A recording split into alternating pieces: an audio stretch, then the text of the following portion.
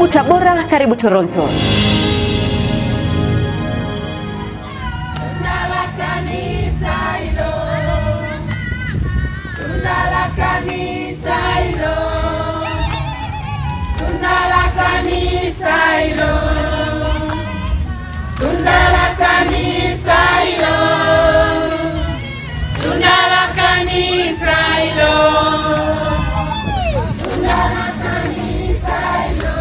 Hatimaye Askofu Daktari Elias Chakupewa amepokea maandamano ya ushirika wa mama wa Kikristo Umaki Dayosisi ya Tabora, ikiwa ni ishara ya ufunguzi wa mkutano mkuu wa Umaki Kanisa Anglikana Tanzania unaofanyika Kanisa Kuu Mtakatifu Stefano, Manispaa ya Tabora.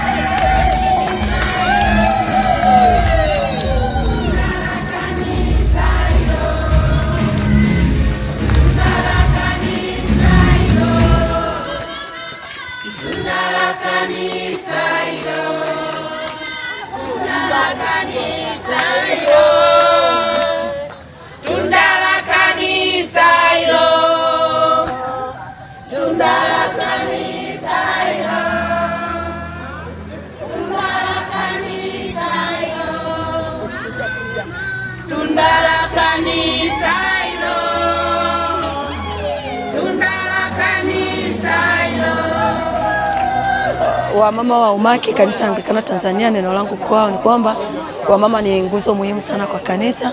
Ni muhimu tunapopata nafasi kama hizi tujitokeze kwa wingi ili kupata kitu kinachotusaidia kusimama kwenye nafasi zetu kama wamama ili kuisaidia kazi ya Mungu isonge mbele. Akitoa neno la ufunguzi katika mkutano huu, katibu mtendaji Dayosisi ya Tabora Mchungaji Kanoni Lucas Ngasa Chuma anawakumbusha kina mama hawa kutotikisika kutokana na majaribu mbalimbali wanayokutana nayo katika huduma ndani na nje ya kanisa kupitia neno kuu la mkutano huu wa Korinto wa kwanza sura 15 mstari wa 58. Sisi tulilipokea kanisa kwa watu waliolisimamia tangu hapo mwanzo, na ni matumaini yao kwamba sisi ambao tumelipokea tutahakikisha kazi hiyo inaendelea hata kizazi na kizazi mpaka pale Yesu Kristo ajapo mara ya pili kulichukua kanisa hilo. Sasa hapa katikati kuna mambo mengi. Watu wanahitajika kuifanya kazi hiyo ya Mungu. Hao watu hawaji tu mikono mitupu mbele za Mungu, wanahitaji kuja na fedha. Sasa uchumi unapoporomoka, watu hawa wanarudi nyuma. Na wakati mwingine kina mama tupate nafasi ya kuzungumza na watoto wetu. Tunaona wanatoka asubuhi wanakwenda wanarudi, tunafikiri maisha yanaendelea kawaida. Na wao wanakutana na watu wengine ambao wanaweza wakawashare mawazo yao na yale ambao wanayapitia, lakini hawazungumzi na mzazi, hawazungumzi na baba, hawazungumzi na mama. Lakini jambo lingine ambalo linatutikisa ni umaskini ambao umekithiri sana na kusababisha ongezeko la wahitaji limekuwa kubwa katika jamii. Wale walionacho wanacho kweli kweli na wasionacho hawana kweli kweli. Sisi kama kanisa tunaona jambo hilo linatikisa, na Paulo mtume anasema tusitikisike. Lakini yapo magonjwa ambayo yanatikisa. Ukiwa na mwili wako na afya yako unatembea hivi, unaweza ukafikiri kabisa kwamba hakuna siku ambayo utakuwa down, umelala kitandani, unahitaji tu kutolewa kwenye kitanda na kuwekwa kwenye wheelchair na kutembezwa mpaka hapo na kutolewa hapo kurudishwa kwenye kitanda. Unaona mambo siku zote yatakuwa sawa sawa.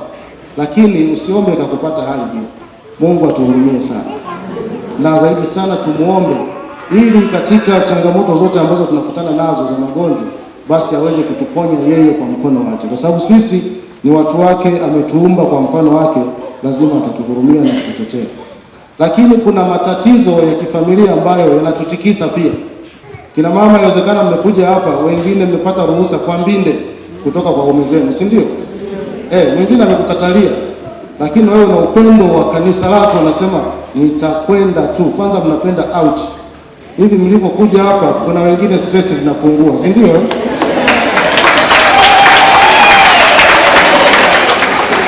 Mtafurahi na wenzenu, mlikutana na wengine ambao mliachana miaka miwili iliyopita, labda kutoka mkutano uliopita huko, leo mmekutana hapa, mna share stories nyingi. Na mnapokutana hivi, mimi ni washauri, msiache kupongezana, mwambie mwenzako umependeza, si ndio? Kwa sababu inawezekana neno hilo amelimisi kwa muda mrefu, mume wake hamwambii. Mtume Paulo anahitimisha katika mstari huo huo kwamba tuimarike, tusitikisike, na tuzidi kutenda kazi ya Bwana. Kwa sababu gani tuzidi kutenda kazi ya Bwana? Anasema kwa sababu taabu yenu si bure. Bwana asifiwe. Taabu yenu si bure. Kila sadaka unayoitoa, kila muda unaotoa, kila huduma unayoitoa kanisani, kila machozi unayoyatoa unapoomba kanisani, kumbuka kwamba taabu yako sio bure. Mungu ayabariki maneno haya na atubariki na sisi sote ambao tunasikiliza, kwa jina la Baba na la Mwana na Roho Mtakatifu.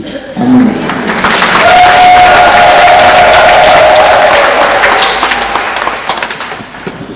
Tulisubiria sana, tuliombea sana, lakini Mungu ametupatia kibali. Siku ya leo tunafurahia tulipoanza hii shughuli kwa ajili ya uzinduzi, kusubiria kumwaga baba askofu na mama askofu kwa kazi njema walioifanya. Kwa kweli tunafurahi sana. Tunatarajia mambo makubwa katika mkutano huu. Mambo makubwa yatakuwepo, maana tunao walimu wa kutosha.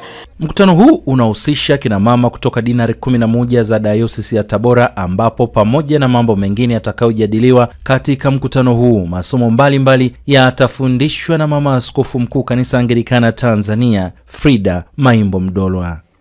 Nimefurahi sana kuja hapa Tabora. Ni mara kama ya 4, lakini nikija huwa tunapita tu tunakimbia.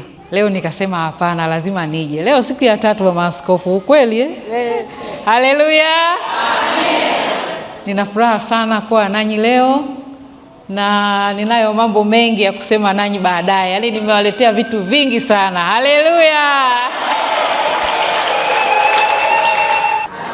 Lakini pia watu wa Tanga wanawasalimia, wakina mama wa umaki wa Tanga wanawasalimia, na salamu nyingi pia kutoka kwa Margaret ambaye tulikuwa naye Dodoma juzi.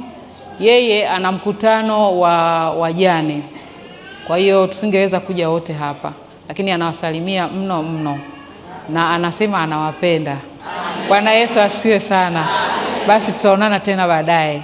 Kabla ya kufungwa kwa mkutano huu Juni 26, 2026, mahubiri yatatolewa na Devota Maria Taabu na kisha mkuu wa wilaya ya Tabora Mheshimiwa Upendo Betty Wela kuhitimisha mkutano huu. Tulikuwa na hamu kubwa ya kukutana kwa ajili ya mambo ya kanisa, kwa ajili ya huduma ambayo Mungu ametuitia tangu wakati ule tulipokutana na mpaka sasa leo tena tunakutana, ni karibu miaka 3. Kwa hiyo tunamshukuru Mungu sana. Tunahitaji tuwe na mabadiliko ili kusudi kanisa na taifa viweze kujua umuhimu wa wamama, ili kanisa liweze kusonga mbele. Kama huko Choma tuliko, watu wengi bado wamezoea mila zao, yaani hawataki kubadilika, wamo makanisani lakini bado wanaenda na mambo yao. Uwepo wa kina baba nao kwa sehemu unachombezwa na mchungaji Yavan Musa kutoka kanisa kuu Mtakatifu Stefano.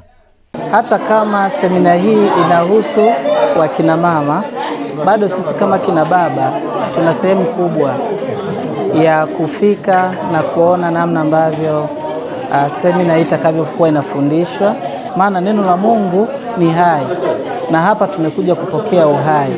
Akiamka mama peke yake, baba asiamke, bado itaonekana ni kama injini moja inakokota mabehewa mengi. Karibu Tabora, karibu Toronto.